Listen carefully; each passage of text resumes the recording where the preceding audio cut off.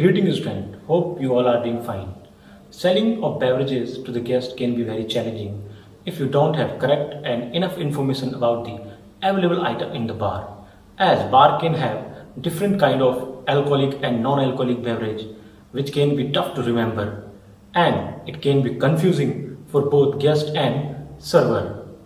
So, to handle this situation, we have provision of bar menu. A bar menu provide correct and enough information for the available item in the bar. So, student, today we are going to learn about how to prepare a bar menu. So, with the help of video, we will learn about how to prepare a bar menu and what are the relevant aspects of bar menu. So, let's begin the session. So student, during the session we will learn about preparing the bar menu. So now what is bar menu? It is a list of available items being served in a bar. It includes alcoholic, non-alcoholic beverages and food items served as a snack with the drink. Let's understand the purpose of bar menu. Bar menu provide information to the guest or customer about the available item in the menu or in the bar, and it provides choice to the guest as there are so many items available in the bar, so guest can choose from the menu, and it can act as a sales tool. By looking at the menu, guest can have better idea what to have, and it will motivate him certainly to order the item which he or she hasn't even planned. Then it acts as a communication tool between the guest and server. If server is not available, still guest can choose what he or she want to have, or it will give a appropriate amount of information to the guest about the drink.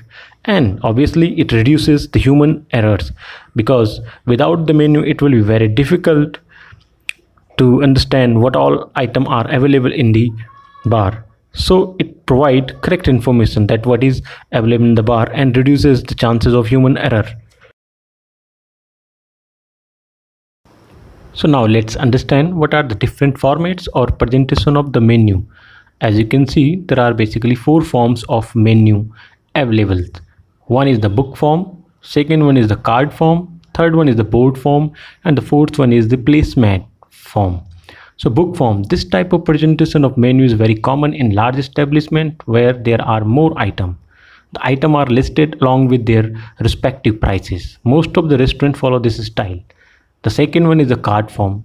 The food item along with their pricing are written on a card for a smaller establishment. Then third one is the board form. It is mostly found in the fast food centers, food courts or pavilion, where a large board is displayed with the name of the dishes and their pricing. And the last one is the placemat form. Such form of menu presentation is generally found in food service area where turnover of the guest is very high and fast efficient service is required. Let's know about the different type of bar menu. So following is the list of different type of bar menu which you may see in the restaurant or bars. The first one is the full wine menu or wine list. This kind of wine menu would be used in an upmarket hotel or restaurant where the customer's average spending would be high and where the time available to consume their meal would be longer enough. It is also the practice for many restaurants to give a brief description of the major type of wine. The second one is the restricted wine menu or list. It is used in middle type of operation where the demand for wine is very limited, and the planning of restricted menu is difficult and can best be done by the analysis of previous wine sale. The third one is the banquet or function beverage menu. The content of the menu will depend very much on the type of banqueting being done, but in general it is to offer a selection of wines with varying price range so that it suits a wide range of customer and their taste. The next is the bar menu list. This type of menu is basically of two types: the large display of beverages and their price, which is often located at the back or at the side of the bar and is often a legal requirement in many countries, or a small printed menu list which are available at the bar and on the table in the bar area. The next is room service bar menu or beverage menu. The size and type of room service menu will depend on the room service offered. For a luxury type of unit, the menu will be quite extensive. In a middle type, menu is likely to be quite small. The next one is the promotional beverage menu. This type of menu take many forms, from a free pre-function reception to promote a particular beverage. Bar menu planning is a very important step, and before planning, following points need to be considered. The type of establishment. It is an important factor that determines the menu planning.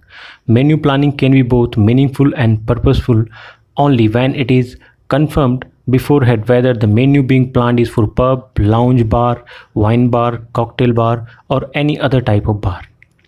The second point is the kind of meal and the nature of the bar. It also plays a critical role in defining and determining a menu. The next is the type of customer. This must also be considered while planning the menu. Menu planners have to ascertain whether customers concerned are young, old, infirm, athletic, or so on. The next point is the capability of the bar staff and the bar setup. It also plays an important part in menu compilation, as this would depend on the equipments available. The next is drinks should be chosen to confirm the stipulated price. Expensive items do not feature on low priced menu and vice versa. The next is consistent availability. While compiling the drink menu, it is important to have all the items available throughout the operating season. The next is trends and the market. It is also important factor that determines the menu planning, because we always need to find out what is currently going on in the market, the preferences of the people. Factor to consider for compiling bar menu. Bar menu is primarily a selling aid. It informs guests what is available for the consumption with its price and measure in which the item is to be sold. A bar menu comes in a variety of style, usually depending on type of establishment like nightclub, fine dining, discotheque, pub, etc. So while compiling a bar menu, a number of points need to be considered. Here are some of these points. Presentation and style, including color scheme of the menu. The second one, the size, shape and durability of the menu. Then flexibility in the design and construction of menu. Then operational time period of the menu. Then sequence and contents in the menu. The next is availability of supply, storage capacity and capital investment.